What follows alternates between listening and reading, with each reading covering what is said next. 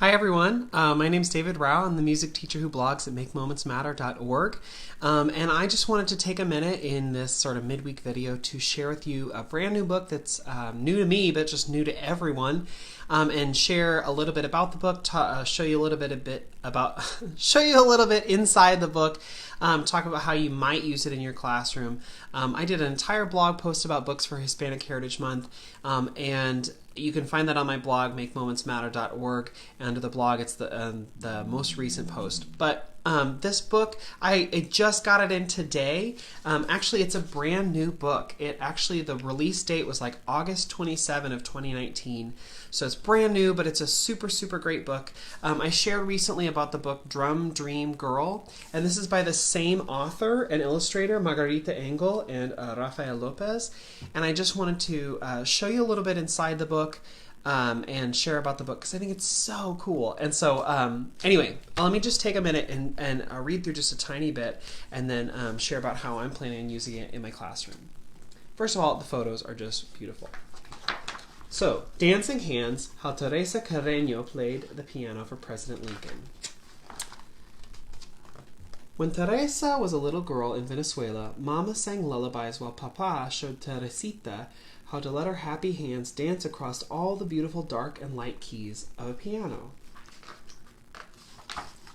At first, making music seemed magical, but Teresa soon learned that playing a piano could be hard work. Sometimes she had to struggle to make the stubborn music behave as she practiced gentle songs that sounded like colorful birds singing in the dark and light branches of a shade-dappled mango tree, and powerful songs that roared like prowling jaguars beside towering waterfalls in a mysterious green jungle. If Teresa felt sad, music cheered her, and when she was happy, the piano helped her share bursts of joy. By the time she was 6, she could even write her own songs, and at 7, she performed in a peaceful chapel of a magnificent cathedral, playing hymns that shimmered like hummingbirds. I love that image. Music was Teresita's delight, but suddenly when she was 8, a war changed everything.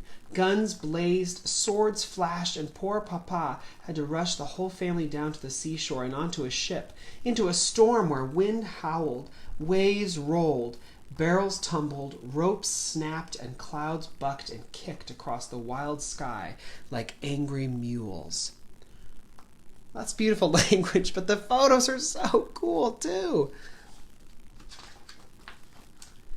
By the time the ship arrived in New York, Teresa felt lost. She was homesick. How could she ever play happy songs again in this unfamiliar country where she did not know a single friend? Few people spoke Spanish, and all around her curious strangers stared and whispered as if her whole family belonged in a museum of oddities. I also love how, without even saying anything, the photos change from these like beautiful, gorgeous, colorful photos to when they have to leave Venezuela because of fighting. The images immediately change, and now it's really bleak. I just love the imagery of that. I think it's so cool.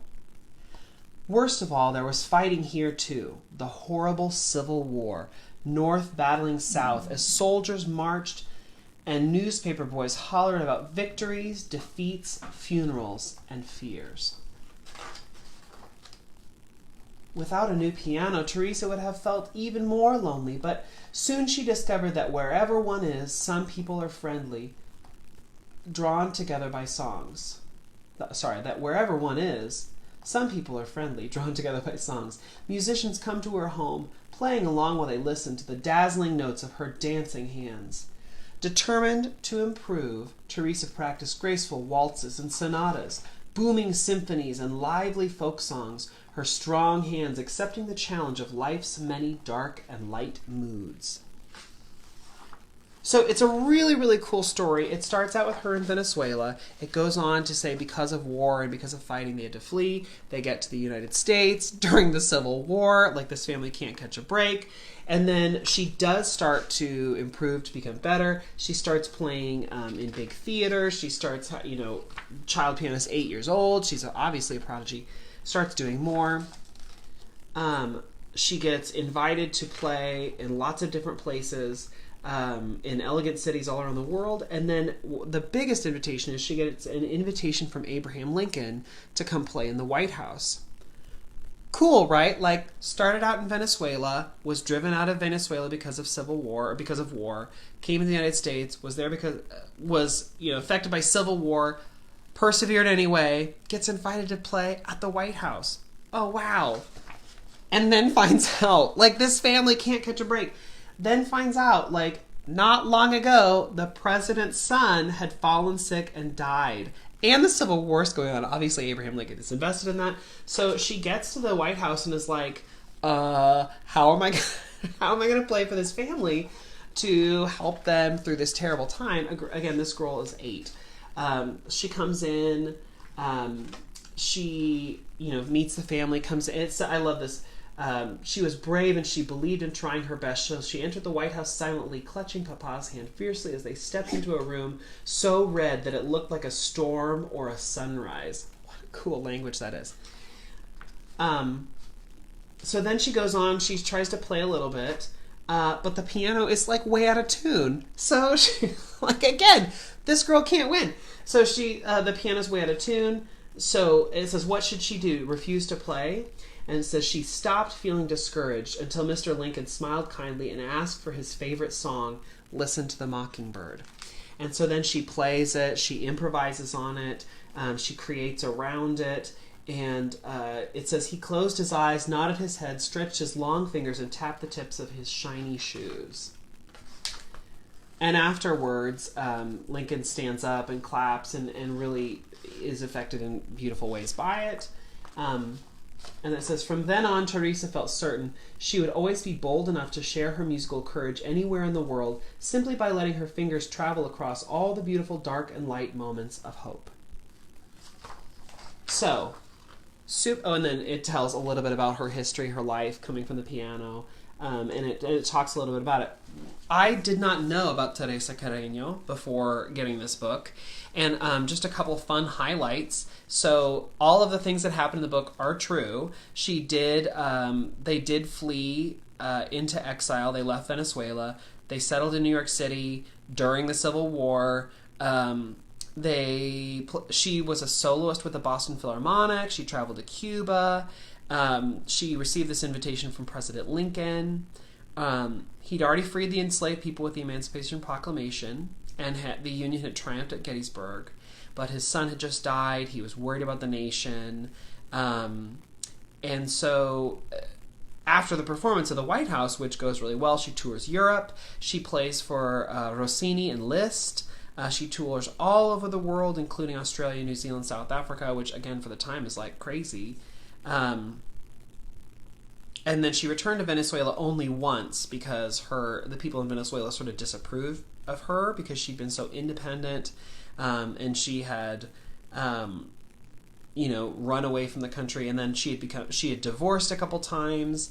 But anyway, she became known as a composer and an opera singer. She was one of the best pianists of her era. And she eventually settled in Berlin. But now, after her death, many years later, her remains, her concert gowns, her piano, and many of her documents were returned to Venezuela, where she is remembered as La Leona, the lioness of the piano. So, super, super, super cool book. Not only is it a young girl playing and composing and singing and working through adversity, but someone from a Spanish-speaking country. Works perfectly with Hispanic Heritage Month. It works really any time of the year. You could pull it back out later in the year when you're featuring female composers and female performers, for Women's History Month. I mean, there are so many things you could do with it. I like to do it because I sometimes have students who I don't know are taking piano lessons that, like, their parents tell me, like, at a parent-teacher conference, I don't know if so-and-so told you, but they're playing piano. And so this is, like, so encouraging because, kids may not understand, like, there's war going on or there's terrible times. Like, kids can understand that there are hard times. But especially for kids who are, like, playing piano is difficult. Yeah, and it talks several times in here about how she perseveres. Sometimes she had to struggle to make the stubborn music behave, and she practiced gentle songs and she practiced powerful songs. And so, you know, for kids who maybe don't understand like world dynamics, like for me, I'm like, oh my gosh, it was the Civil War. Oh my gosh, she was fleeing her country. Oh my gosh, all this stuff was happening. For kids, it could be that. They could see that, but they could also see like, she didn't like playing piano for a while, and look at all the great stuff that happened. You know, like as a kid, I could see how that would resonate really well. But just an amazing protagonist, beautiful, beautiful pictures, great imagery. The words are really wonderful. So the language of the book is really wonderful, and it's just a really cool book. Like I said, it's brand new. It was first published August 27th of this year. That was its release date. So if you're looking for it, on my blog post about Hispanic Heritage Month books, I list 3 different places where you can get like discount books or discard books. You're probably not going to find this because it is brand new, but it's on Amazon. It's only $13 for a brand new, big, beautiful, colorful children's book. I don't know how long it'll be at that price, if that's like a promo price or not, but it's a great book to have. So put it on your wish list. Tell your librarian you want like 7 copies in the school library, or, you know, go buy it or whatever. But this is a great one to have around and to consider using just if you have time at the end of class, if you want to make a focus about it, if you want to talk about composers or female composers, if you want to you know, highlight the piano. Those are all great ways that you can weave this book into your lessons. Okay, I hope this helped. I hope it was fun to get to see into this book. Again, this is the book by the author of this. This author is also the author of Drum Dream Girl, which is another book that I talked about recently. So really fantastic author who's won a lot of awards. I would not be surprised if this book won awards as well. So I hope this was fun to look in. I hope it gave you some ideas. If you have questions, send me a private message or leave a comment here in the video, and I'd be happy to talk a little bit more about this book. All right, thanks everyone for watching. Hope this was helpful.